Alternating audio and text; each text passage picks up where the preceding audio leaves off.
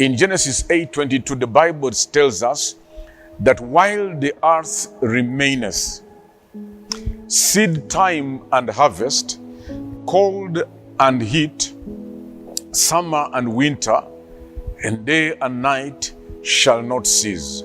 So we see that in this God established a broader principle or law, a spiritual law that simply says that what you sow, you reap. What you sow, you harvest.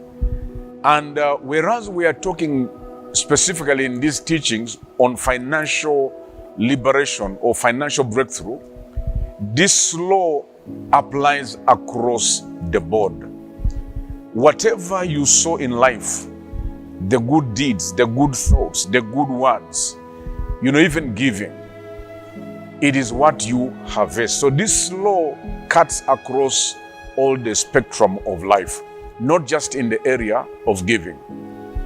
And this law, we see that God in His wisdom established it so that we can use it positively to reap a good harvest, but also bearing in mind that the same law can also apply negatively.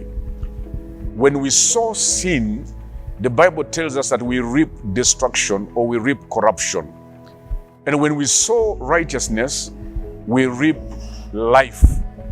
In Hosea chapter 10, I believe it is, verse 12 and 13. Hosea chapter 10 and verse 12 and 13. The Bible says, sow for yourselves righteousness, that you may reap in mercy. In verse 13, he goes on to tell us, that those who plant wickedness will reap destruction. So he tells us that plow your fallow ground. It's an act of sowing, preparing the ground. Here he's talking about the ground of our hearts. But because this is spiritual law, it cuts across all the spectrums of life.